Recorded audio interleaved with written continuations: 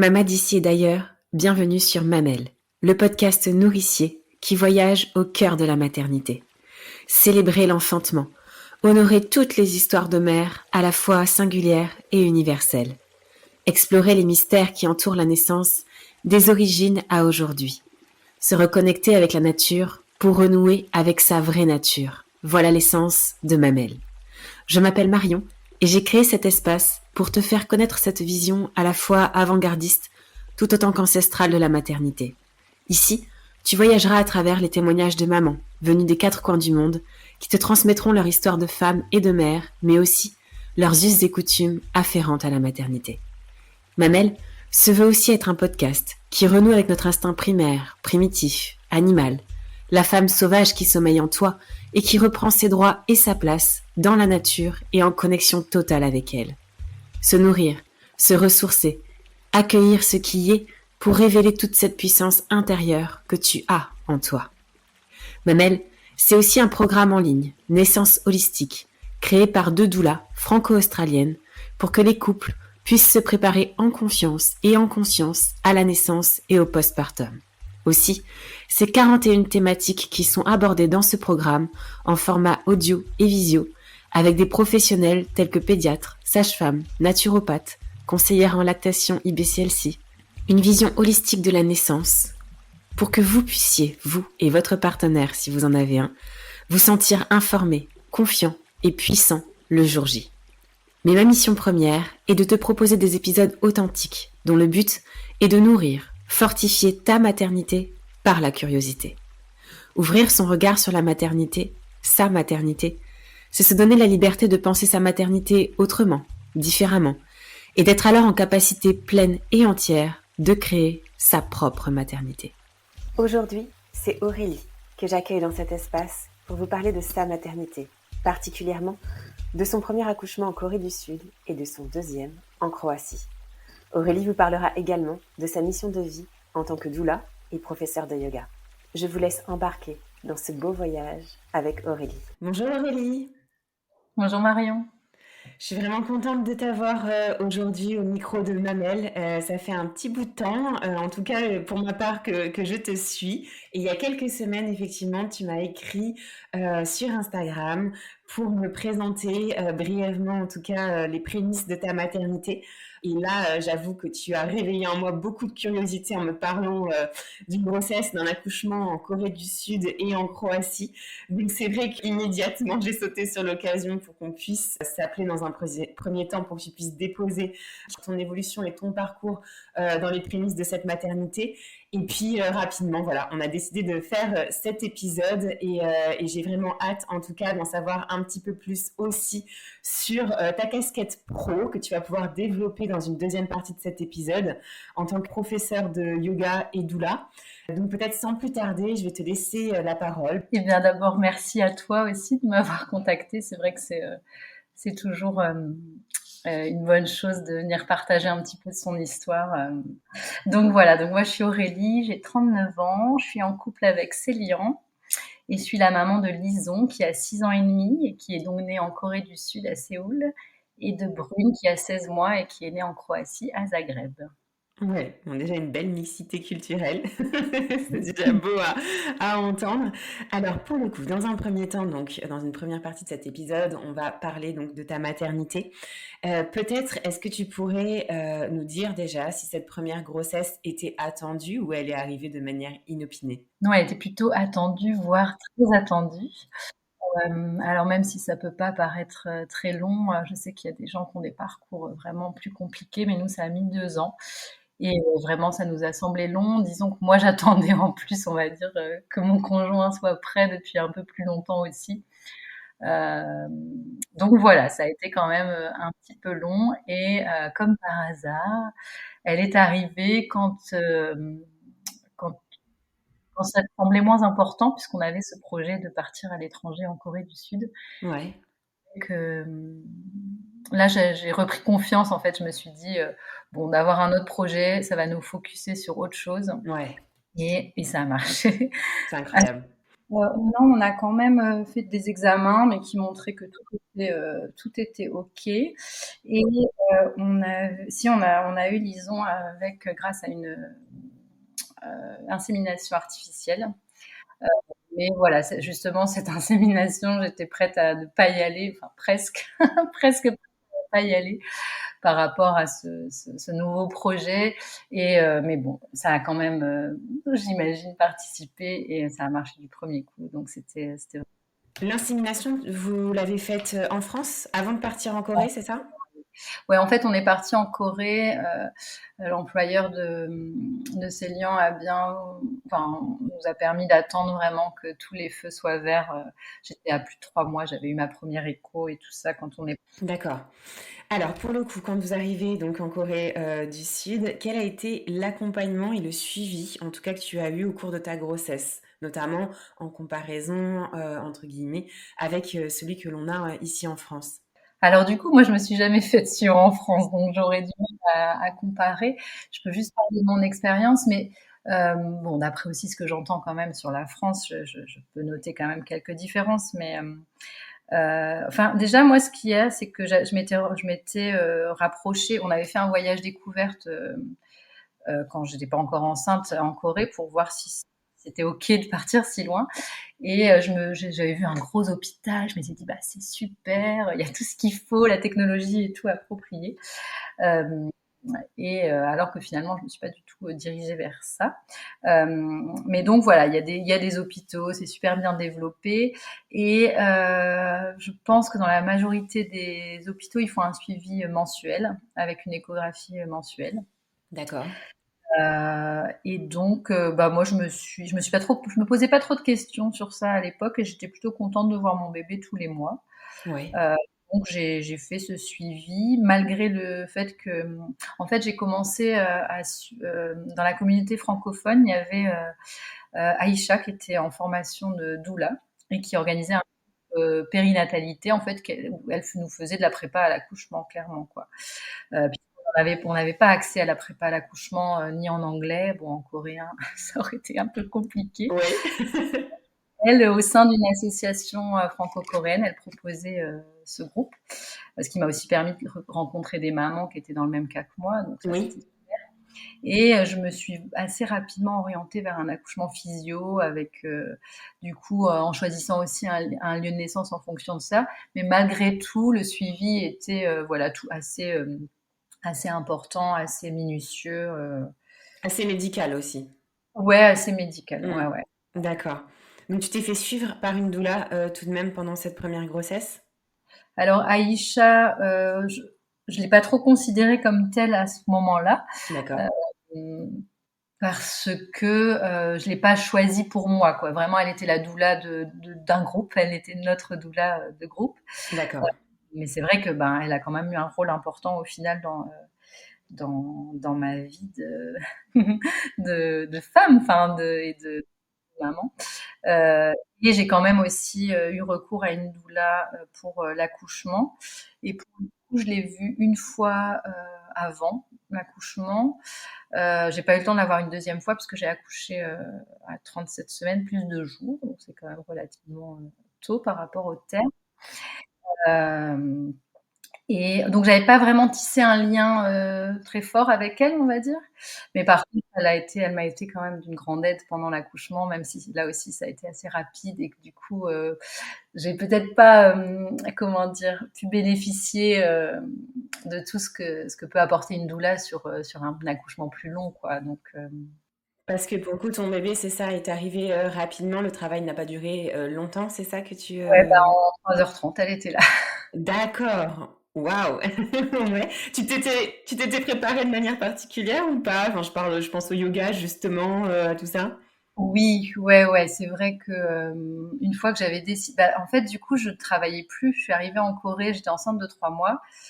Il y avait 6 mois qui se passaient avant l'accouchement, en gros, et je ne travaillais pas. Donc, en gros, je visitais et puis j'étais à fond sur mon bébé. Donc, je faisais du yoga prénatal avec YouTube tout Ouais.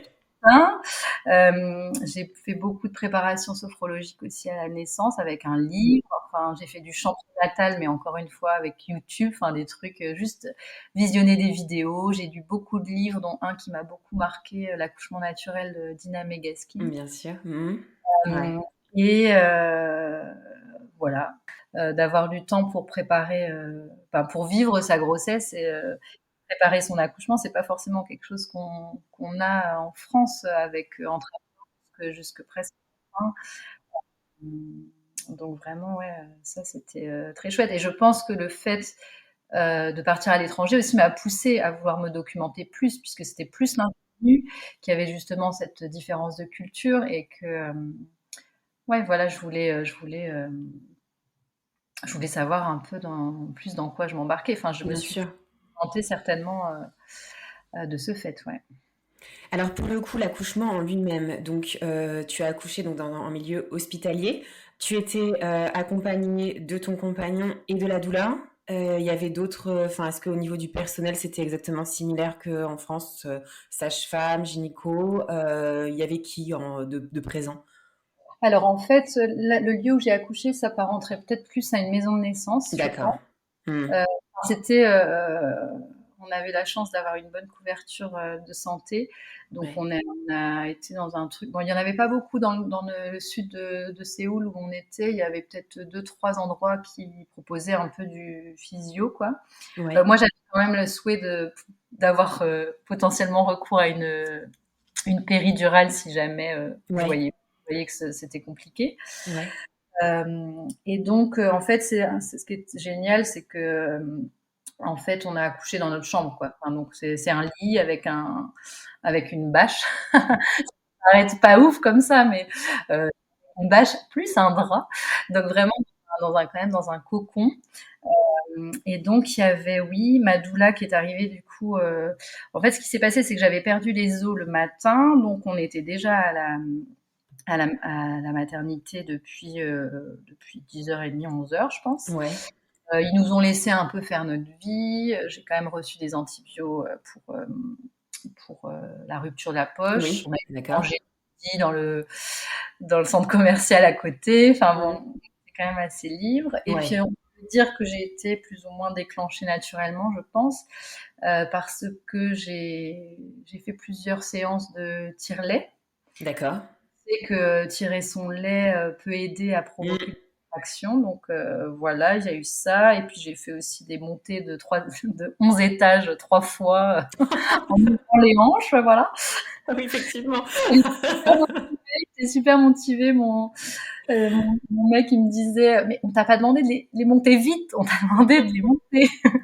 Oui, Mais moi, effectivement. je sais pas, j'étais vraiment, je vais pas dire impatiente, mais j'étais contente quoi d'être là. J'allais rencontrer mon bébé. Et donc, j'ai commencé à avoir des contractions après le dîner, vers 19h15, un truc comme ça. Ouais. Et, euh, et en fait, bah, on a commencé, comme tout le monde, à compter les contractions, les Ouais. intervalles avec notre appli. Donc, on n'a même pas tout de suite prévenu la sage-femme. Puis, au bout d'une demi-heure, en fait, on s'est dit, maintenant, mais mes contractions sont quand même déjà très rapprochées, quoi. Donc, là, on a appelé, et elle durait déjà 45 secondes, quoi. Donc, on a appelé la sage-femme, qui a du coup appelé la doula. Là a dû arriver, on a dû rester une petite demi-heure tous les deux, puis après, la doula est arrivée 30 minutes après. Et donc, en fait, après 2h30 après, mon bébé était là, quoi. Donc, Ouais. Ouais, super intéressant, hein. Ouais, ouais, quand même un bel accouchement avec une belle préparation jusqu'au bout, une belle énergie. Donc, c'est toujours inspirant. Alors, pour le coup, la rencontre, s'est passée comment? Et l'après, le postpartum, entre guillemets, on va plutôt dire l'après. Comment tu l'as vécu du fait aussi du fait que tu étais seule, en tout cas pas entourée de ta famille, de ce village que l'on peut avoir, en tout cas quand on est proche de ses amis ou de sa famille. bah, déjà, la rencontre, vraiment, je suis tombée en amour pour mon petit bébé, hein, qui était vraiment un Ouais, petit bébé en plus. Donc, c'était la première fois que je voyais un si petit bébé. ouais, C'est plutôt bien passé. Enfin, on est resté 2 jours, hein, peut-être un jour de plus, ouais, trois peut-être, parce que justement, elle avait un tout petit poids, donc ils ont voulu s'assurer que ça allait bien. Ouais. Et par contre, la suite a été quand même beaucoup plus compliquée. Enfin, on a eu un petit mois, mois et demi où on était sur notre bulle, enfin dans notre Ouais. bulle.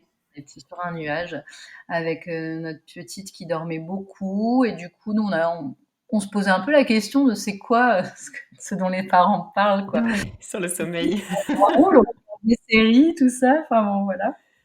Et puis après, en fait, elle a commencé à moins dormir, à être plus demandeuse. Mmh. Et vraiment ouais, le postpartum a été un peu plus difficile. Ah ouais, a été très difficile en Ouais, fait. voilà. Mmh. On avait fait le choix de ne pas avoir de l'aide de nos familles tout de suite. Mes parents, je savais pas trop Ouais. si ça allait bien se passer. Donc, ils étaient prévus pour le mois de septembre. Donc, au fait, comme elle est née quasiment un mois à l'avance, elle avait 2 mois, quoi. Oui. Euh, et, euh, et mes beaux-parents ne venaient qu'à la Toussaint, donc ça faisait quand même voilà. Mais bon, finalement, cette période, ça allait encore. C'est vraiment, je dirais que moi, mon état, ouais, c'est un peu dégradé au fur et à mesure de la fatigue, Ouais. le fait, en fait, d'arrêter de travailler, d'avoir déménagé, Mmh. enfin, vraiment beaucoup, beaucoup de changements, et j'avais l'impression de plus avoir de vie sociale, enfin, à part Mmh. rencontrer enfin, des mamans qui étaient mes amies, hein, mais voilà, j'arrivais des fois à la fin de la semaine, voilà, t'as fait quoi de ta semaine, à part t'occuper de ton bébé, voilà. Et Ouais. c'était un petit peu dur, et j'acceptais pas trop en fait la situation. Je découvrais que ça pouvait être, ouais, je découvrais vraiment que ça pouvait être difficile, quoi. Est-ce que, ils t'ont proposé, eux, un accompagnement, particulier ou pas du tout quand, je parle de la maternité? Pour l'après? Non, parce que alors ce qui se fait pas mal en Corée, c'est qu'il y a des sortes d'hôtels de postpartum où les femmes peuvent aller avec leur bébé, où elles sont vraiment chouchoutées pendant 3 semaines. Alors ça a un certain coût, hein, Oui. mais nous, on n'avait pas voulu faire ça parce que les conjoints peuvent pas rester dormir. Enfin, donc nous, on voulait vraiment être dans. D'accord. euh, c'est d'ailleurs pour ça qu'on voulait pas de la famille au départ. On voulait vraiment être dans notre maison tous les trois d'abord. Et donc, en fait, ben non, enfin, j'ai été suivie un peu parce que j'ai fait une mastite, donc rien à voir vraiment. Ouais. Euh, Même si, bon, la prise en charge n'a pas été géniale non plus, mais bon, peu importe. Mmh. En tout cas, je pense qu'ils se sont. Enfin, moi, vraiment, mes difficultés sont apparues au fur et à mesure, et du coup, j'étais vraiment loin après du lieu, enfin, dans l'esprit, quoi, tu vois, Ouais, bien sûr. Mmh.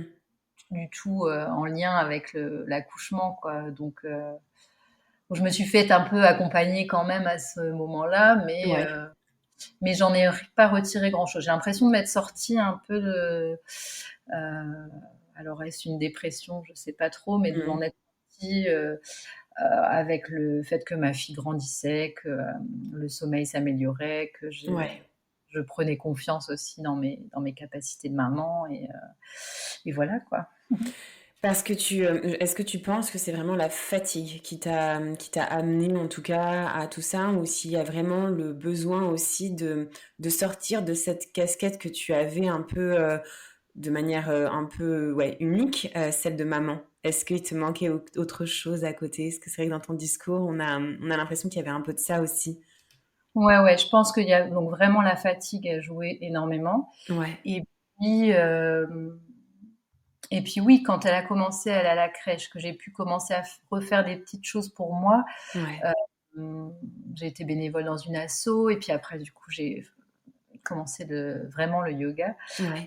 Euh, oui, bah, ça m'a permis aussi voilà, de plus être auto-centrée sur ça. Mmh. Reconsidérer la femme aussi que tu étais et que tu es. Ouais, tout à fait. Mmh. Alors pour le coup, donc, vous êtes restés en Corée, jusqu'à la prochaine, grossesse? Donc, on est resté en Corée 3 ans et demi, et je D'accord. suis tombée enceinte naturellement Ouais. au bout de 3 mois, je crois même pas, enfin de quelques mois. Je crois que j'avais eu, enfin, après avoir arrêté ma contraception. Ouais. Euh, mais j'ai fait une interruption naturelle de grossesse avant de partir, donc au mois de juin, vraiment quelques mois D'accord. de déménagement. Ouais. Hem, donc voilà, ça a été un peu difficile, surtout parce que j'étais aussi tombée enceinte facilement, en fait. Ouais. Ouais, Mmh. c'est juste que, bah, cette fois, alors que ça fonctionnait, facilement et ben non, ça ne Ça ne s'accroche pas, ouais.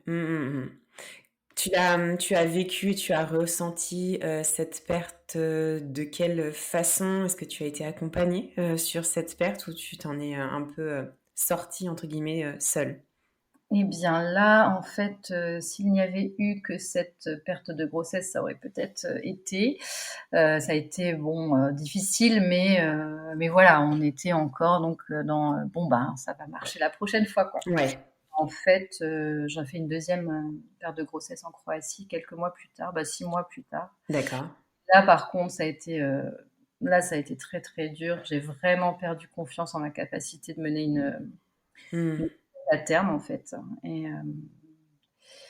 et là, ben, donc ça, c'était tous les 2. Ça a été c'était en 2020 ça, et je dirais qu'après toute l'année 2021, ça a été vraiment consacré, bah, au deuil, à Ouais. la réflexion et puis à soutenir ma fertilité, pour être à nouveau enceinte. Mmh. Hem, donc j'ai fait beaucoup de yoga, qui était vraiment très, très thérapeutique à cette période. Ouais.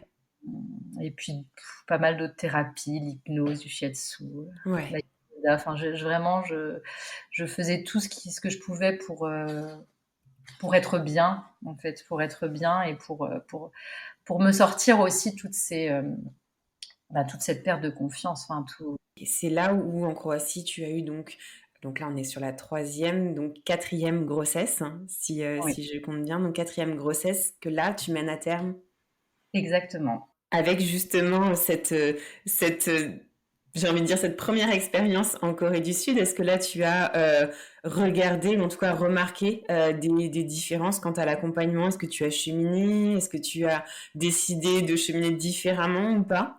Bah, déjà, j'étais très, très anxieuse, Ouais. Mmh. pour cette grossesse, ouais, parce que bon, malgré les thérapies diverses et Bah variées, oui. Mmh. voilà, on a quand même encore un peu peur que ça enfin, j'avais encore un peu peur que Bien ça sûr. accroche pas. Mon conjoint aussi, enfin, il disait que les premiers mois, il ne vivait pas, quoi, Ouais. Mmh. en angoisse totale. Mmh. Mais bon, ça a continué, on s'est accrochés. Heu, donc bah, nous, on s'est fait accompagner par une gynéco de ville, en fait, et là, c'est un peu pareil, il y avait une visite par mois avec échographie, touchés vaginaux à chaque fois, traditionnel, j'ai envie de dire. Mmh. Mais là encore, ça me rassurait, moi, de savoir que tout allait bien, Ouais. l'anxiété de enfin, ouais. Donc j'étais, plutôt là-dedans. Je dis ça parce que ce serait à refaire aujourd'hui, peut-être que ce serait un peu différent, mais bon. En tout cas, c'était comme ça Bien sûr, bien et c'est sûr. Mmh. passé, en fait, ça nous convenait à ce et par contre, il y avait pas de lieu d'accouchement qui me convenait, en fait. Donc ça, c'était un petit peu, difficile. Ça rajoutait aussi, je pense, un petit peu à mon anxiété parce que donc, j'ai accouché début octobre et pendant l'été, je sais que je me suis beaucoup questionnée. J'étais là: «Mais enfin, où je vais accoucher, quoi?» Ouais. heu, il y Parce avait que un tu lieu. voulais quoi? Tu voulais quelque chose un peu comme en Corée, maison de naissance, type maison de naissance et là on te proposait que milieu hospitalier, c'est ça? C'est ça, en fait, il y avait OK. 3 hôpitaux publics, et un hôpital, privé, en Corée, pardon, en En Croatie. Croatie, ouais. Mmh. Là, là quand même ce qui paraissait le plus flexible, c'était quand même l'hôpital, privé, mais Ouais. qui avait, un taux de césarienne élevé. Mmh. On savait qu'ils prenaient aucun risque et dès que il y avait le moindre petit truc, ils déclenchaient ou enfin, ils étaient D'accord. Mmh. tout le truc, Waouh. Mmh. c'était pas du tout, ouais, moi, mon projet, quoi. Je voulais le plus physio possible, pas Mmh. d'épisode, pas de déclenchement, un clampage tardif, de Ouais. cordon. Donc c'était pas facile toujours de naviguer avec cela, Et est-ce que tu avais une doula en Croatie? Oui, j'ai aussi eu recours à une doula, Anna, Ouais. qui a été, qui a eu un rôle, de folie pour moi. Ouais. Vraiment, en fait, elle m'a apporté, de l'empuissancement, comme on dit. Mmh. Ouais. Et vraiment la confiance, en fait, justement, d'aller accoucher dans un lieu qui correspondait pas forcément à mes Et attentes. oui. En m'apprenant quelques petites, un acronyme, voilà, avec des questions que je pouvais poser pour, rien que ça, en fait, et le fait aussi beaucoup de discuter beaucoup de mon plan de naissance avec mon conjoint, Célian. Ouais.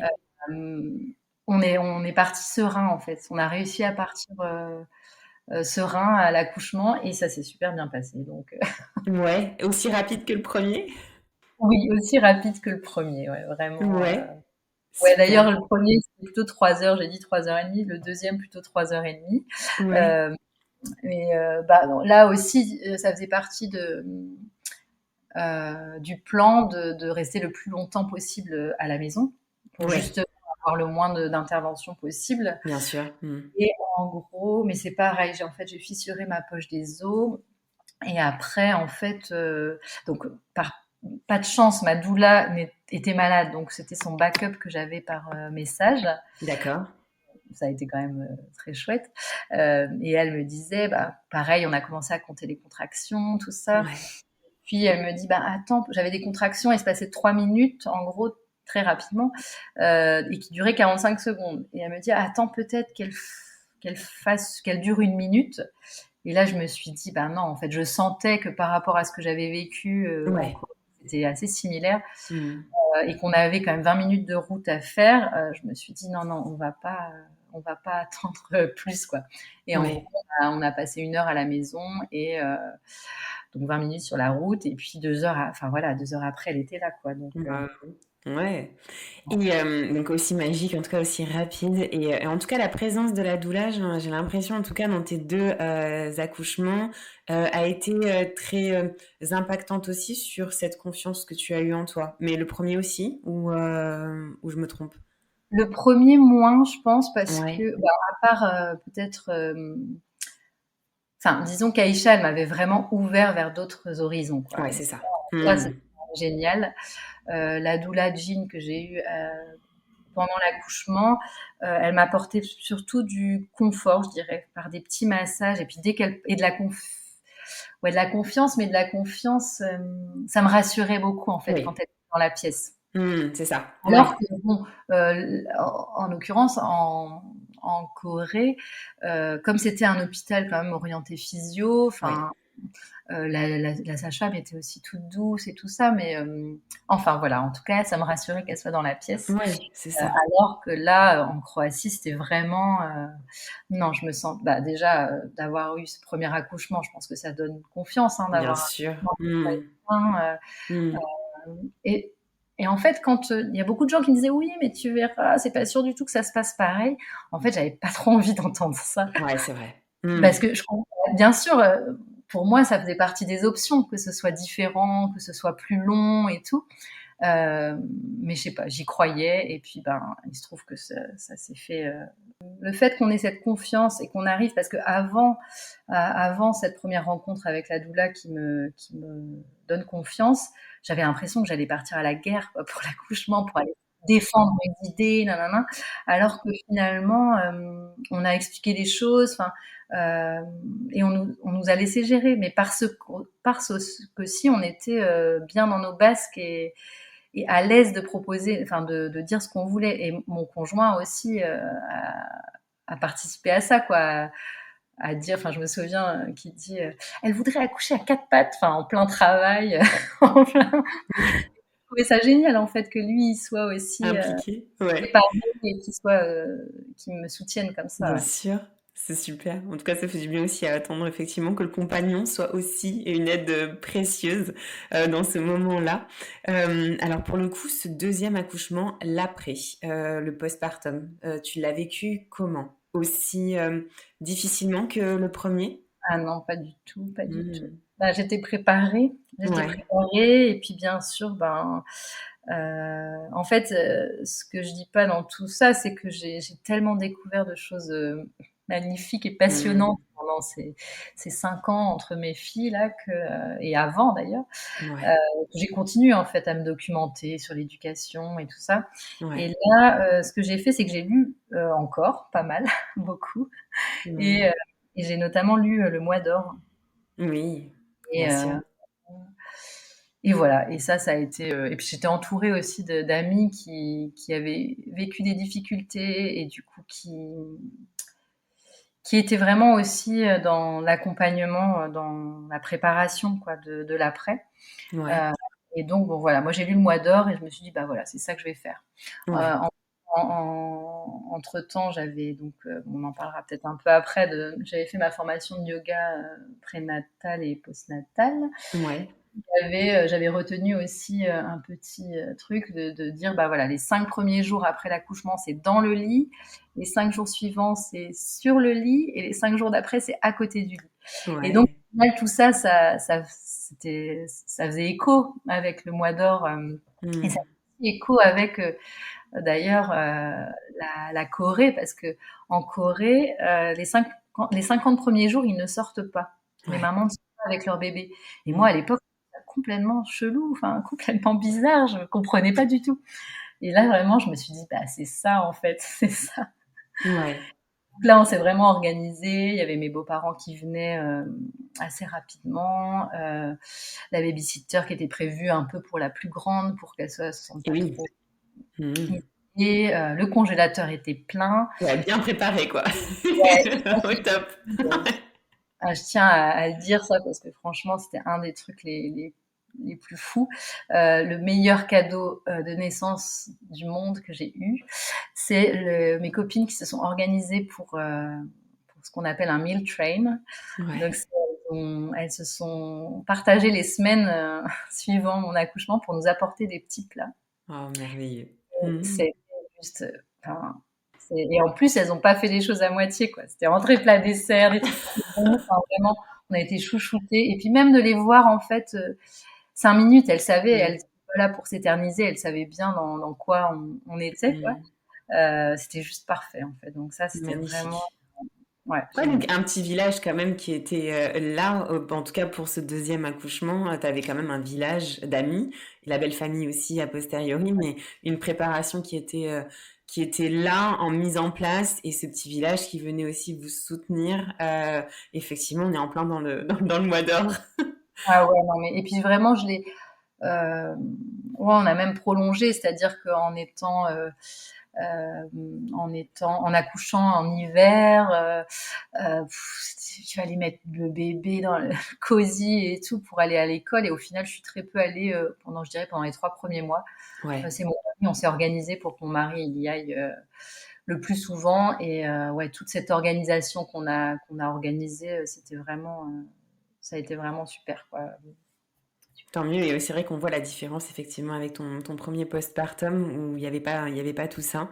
Hem Alors tu viens de l'évoquer aussi, ce cheminement que tu as eu aussi entre les 2, entre tes 2 enfants avec notamment, ce parcours, de yoga prénatal et postnatal. Alors peut-être c'est l'occasion de nous dire à quel moment, tu es devenue doula, à quel moment tu es, devenue aussi, professeure de yoga? Est-ce que c'était avant, de devenir maman ou voilà, ça a cheminé aussi en parallèle de ta maternité? Ouais, bah, c'est vraiment un parallèle parce que je dis souvent que j'ai choisi d'être doula il y a 20 ans sans le savoir parce que, Mmh. je suis infirmière depuis 2006. Ouais, Donc ouais, ça commence à faire, longtemps. Enfin donc j'étais étudiante en 2003, de 2003 à 2006. ouais, Et en fait, j'avais dans un petit coin de ma tête que je voulais découvrir le yoga en partant à l'étranger puisque j'avais enfin l'occasion d'avoir du temps, et je voulais prendre ce temps pour ça, en tout cas. ouais, Et comme je le disais, j'ai fait du yoga prénatal sur YouTube. Et une fois que ma petite a commencé la crèche, là, j'ai commencé à aller prendre des cours de yoga il y avait un centre culturel indien, à l'ambassade d'Inde, à Séoul. Et ouais, là, vraiment, mais une révélation, quoi. Je me suis dit: «Bah, en fait, c'est ça, je veux faire ça de ma vie». C'est ouais. transmettre, cette, discipline qui est, en fait, j'avais l'impression d'aller faire, un truc, sportif, enfin pas sportif, mais une activité en tout cas avec mon corps. Ouais. Et en fait, je me retrouvais, face aussi à une philosophie de vie qui était exactement Mmh. ce que j'essayais de mettre, dans ma vie, quoi. Enfin, Ouais, plus dans le moment présent, d'être, à l'écoute de moi, enfin voilà. ouais. J'ai été me former, en Inde en 2019.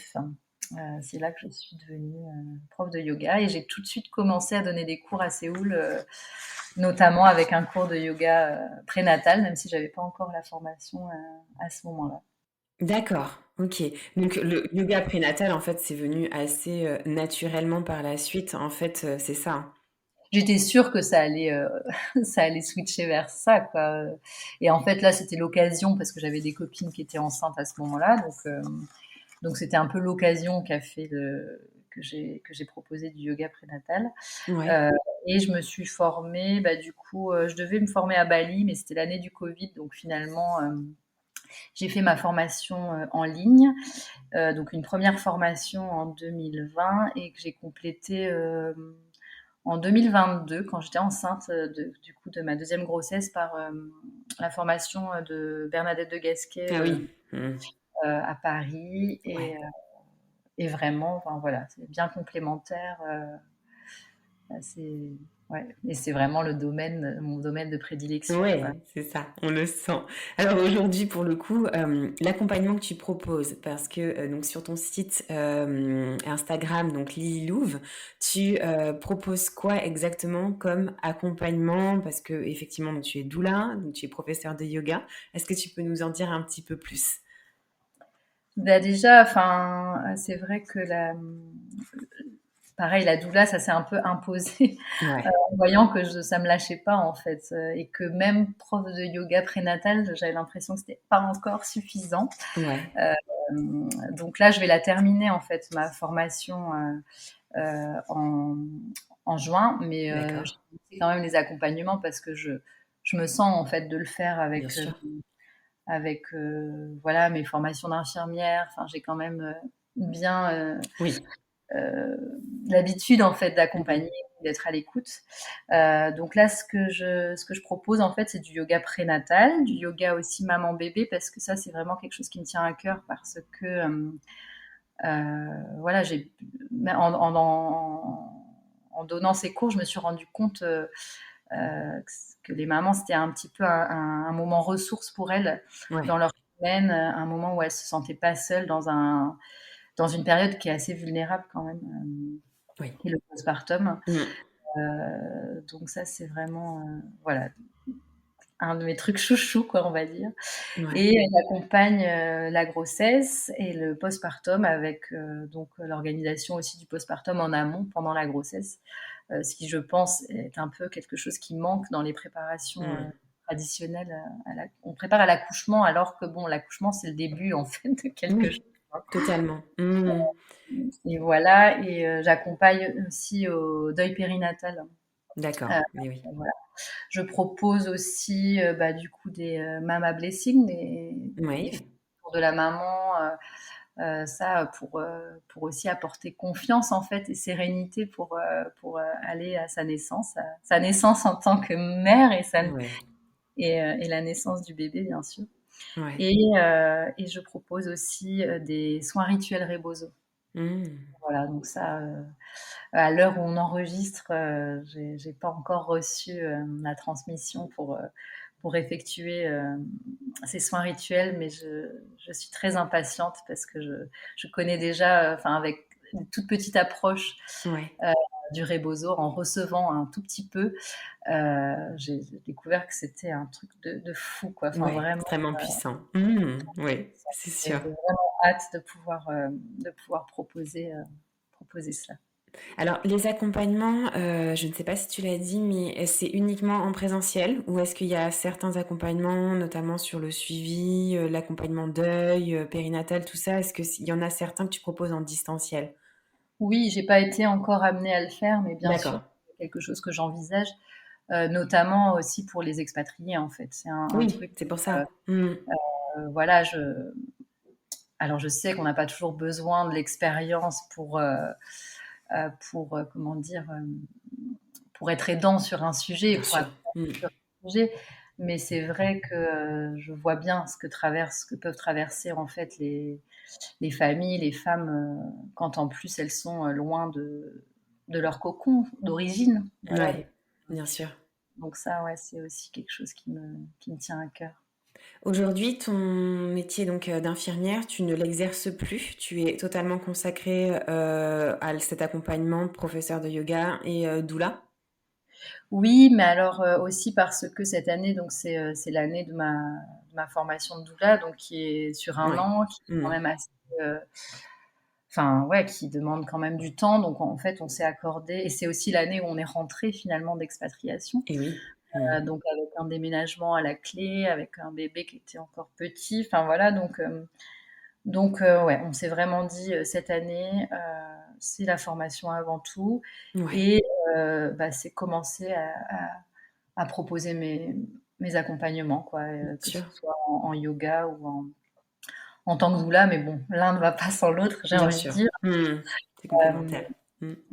heu, donc pour l'instant, voilà et on verra un peu enfin, c'est pas mal parce que ça me donne vraiment l'opportunité de tester en fait, Totalement. de voir ce qui fonctionne, de voir les besoins, et du coup on verra en fait comment là, en fait, je suis en disponibilité de l'hôpital, enfin de la Oui, c'est fonction ça. De la publique, fonction publique, ouais. Mmh mh. et Ouais. puis, voilà, j'ai la chance, d'avoir aussi enfin voilà, mon compagnon, il travaille et ça suffit pour subvenir aux besoins de notre famille pour l'instant, Oui. Mmh. Bien sûr. donc on s'est donné vraiment cette année et puis on va voir comment évoluent les choses. Si Ouais, mais besoin, que positive. un mi-temps ou un moins que ça, mais vraiment, c'est bon, c'est pas Non, l'idée, hein. mais non, non, du tout, c'est que positif, Aurélie. Non, non, il y a pas de souci. Alors justement, peut-être avec le recul ou en tout cas la prise de hauteur, je préfère ce terme-là, qu'est-ce que tu gardes toi de ces expériences que tu as eues, de naissance, à l'étranger? Disons que, comme je l'ai déjà dit, accoucher à l'étranger, ça m'a vraiment permis de me documenter plus, Mmh. hem, ouais, et de réfléchir plus à ce que je voulais, en termes d'accouchement, mais aussi dans ma parentalité. Enfin, ouais, hem, il y a quand même, j'ai découvert, je parlais des 50 jours Oui, en Corée, même si ça m'a paru, bizarre au début, au final, ça m'a rattrapée quand même. Je me suis bien bien rendue sûr. compte Mmh. qu'il y avait du bon à prendre en fait. Ce qui est peut-être un peu triste, c'est que bon, après je parle avec ma vision de française à l'étranger, donc ça reste seulement ma vision et Bien mon sûr, oui. ressenti. C'est que dans ces pays, des fois, ils ont envie d'aller vers des choix un peu plus à l'occidental. Enfin, Ouais, je vois. Mmh. ils ont envie de enfin, je me souviens d'avoir une discussion avec une maman en Corée qui me disait: «Ah, j'ai lu un livre français, sur, la discipline ou l'autorité», enfin, je sais plus trop Mmh. exactement, mais et là, je lui dis: «Mais non, mais gardez ce que vous avez, enfin, c'est tellement chouette». Enfin, là-bas, par exemple, eux-mêmes, que ce soit en Corée et en Croatie, on était surprises, enfin, la norme, c'est de dormir avec son bébé. C'est de dormir Ah! dans la même chambre avec son bébé Ouais. et et je sais donc quand on est arrivé en Croatie, Lison, elle avait déjà 3 ans, 3 ans et demi, quoi. Hem Et on me disait: «Ah, elle dort dans sa chambre? Ah ouais», et les gens étaient, enfin, surpris de ça. Ouais. Alors qu'en France, c'est tout l'inverse. On se dit: «Ah bon, elle est encore dans Exactement. Ouais, dans ouais, c'est votre ch» intéressant. Et donc ça, voilà, voilà, c'est des choses, je trouve qu'ils devraient, garder, quoi. Ça serait super. Alors pour le coup, est-ce que, tu as relevé alors là, je crois que je te l'avais pas posé en question, lors de notre call ou sur la trame de questions, est-ce que tu as relevé aussi, des petites recettes ou voilà, en tout cas, qui viennent soutenir, alors que ça soit l'accouchement, le postpartum ou peut-être au moment de la diversification de l'enfant, que ça soit en Corée ou en Croatie? Est-ce que tu as, relevé en tout cas dans leur alimentation quelque chose qui pourrait être intéressant à nous partager? Ah bah, en Corée, il y a une soupe, traditionnellement, donnée à la femme après l'accouchement, c'est une soupe d'algues, Ouais. hem, que j'ai reçue moi, du coup, à la maternité après. Ouais. Heu et alors je sais plus exactement quelle est la signification, mais c'est vraiment quelque chose je sais qu'elle est aussi donnée, il faut surtout pas la prendre, je crois, la veille des examens, je sais plus trop, enfin bon. y a un rituel vraiment autour de ça avec ces algues. Il y a un truc avec le fait que c'est glissant. Enfin, je sais plus exactement, Ouais, mais, ouais. mais ça Est-ce fait que c'était vraiment bon? bon. C'était très Ouais, bon et ça fait vraiment partie de la nourriture de. Bah, enfin, et puis ça coche les cases de chaud, c'est ça. hydratant, enfin, Mmh. qu'on peut retrouver dans les recettes de postpartum, enfin, que ce soit dans le mois d'or ou enfin, Bien sûr, ouais, ça ressemble un peu au bouillon. C'est vrai que on est très friand, ouais, c'est ça. c'est un Mmh. bouillon d'algues hein, en fait, hein, C'est ça. Mmh. donc vraiment dans ce qui soutient le postpartum, ouais, on coche toutes les cases, je crois. Alors peut-être pour terminer cet épisode, Aurélie, quel est le message, peut-être que tu en as plusieurs en tout cas, mais vraiment quelque chose qui te tient à cœur de pouvoir transmettre aux mamans qui nous écoutent, que ça soit en lien avec ta pratique, la discipline, le yoga, voilà, que sais-je, mais en tout cas un message qui te tient à cœur et que tu souhaiterais, transmettre? Si je devais en retenir qu'un, je pense que ce serait vraiment faites-vous confiance parce que et c'est des choses que je travaille aussi d'ailleurs en yoga. Enfin, il y a souvent, je fais des séances pour les mamans bébés où c'est confiance en soi. Enfin, voilà. Ouais. Mmh. Et, euh, et notamment, je propose souvent une affirmation qui est mon intuition me guide vers les meilleurs choix pour moi et mon bébé. Mmh. Ça vraiment, je pense que dans cette phrase tout est dit quoi. Enfin, à la fois d'être à l'écoute de soi et de ses Ouais. intuitions et de voilà, si on est à l'écoute de soi, à l'écoute de son bébé, en fait, ça peut que marcher. Enfin, Ouais, je n'ai rien à rajouter, c'est et merveilleux, ouais. puis c'est ok de demander de l'aide aussi. Voilà, c'est Oui, bien vraiment. sûr. Mais je pense que ça se démocratise un petit peu ça. Enfin, on en Mmh. parle vraiment de plus en plus de ce postpartum et de demander de l'aide. Mais enfin, les femmes, les mamans sont des superwomen vraiment et Mmh. on sait qu'elles peuvent faire un tas de choses. Mais voilà, avec de l'aide, c'est encore mieux. Ouais, non, c'est sûr, mais voilà, c'est merveilleux de terminer sur ces paroles et sur ces mots extrêmement forts, que sont l'écoute de soi et aussi, accepter de demander de l'aide. Vraiment Aurélie, en tout cas, merci beaucoup pour cet épisode, de nous avoir fait voyager aussi, à travers ta maternité, à travers la Corée, à travers la Croatie et puis à travers aussi ta pratique et cet accompagnement que tu offres et que tu vas offrir. Parce que je suis certaine en tout cas du succès que tu vas avoir dans cet accompagnement qui est très important et dont on a vraiment besoin. Donc voilà, vraiment merci Aurélie. Et puis je ne manquerai pas de toute façon de relayer lors de la diffusion de cet épisode toutes les informations autour de l'accompagnement que tu proposes. Eh bien, merci à toi Marion de m'avoir offert cet espace de parole. Voilà, si ça peut aider un tout petit peu ou juste à découvrir un petit peu ce qui existe ailleurs, vraiment, c'est super. Merci. Merci à toi Aurélie et à bientôt. À bientôt.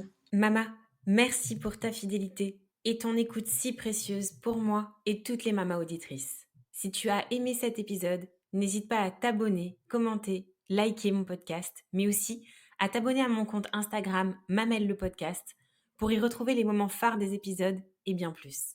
Mamel, c'est aussi un site internet, mamel.fr, où tu retrouveras des informations précises sur les différentes façons d'incarner sa maternité, mais aussi une boutique en ligne où tu pourras t'offrir ou offrir un coffret envoûtant, original, avec des trésors venus d'ici et d'ailleurs. Alors n'hésite pas à parler de Mamel autour de toi. Cet épisode est terminé. Je te dis à très vite pour un nouvel épisode, mais en attendant de se retrouver, maman n'oublie pas, ta maternité t'appartient. Elle est un univers aussi merveilleux que le monde à explorer.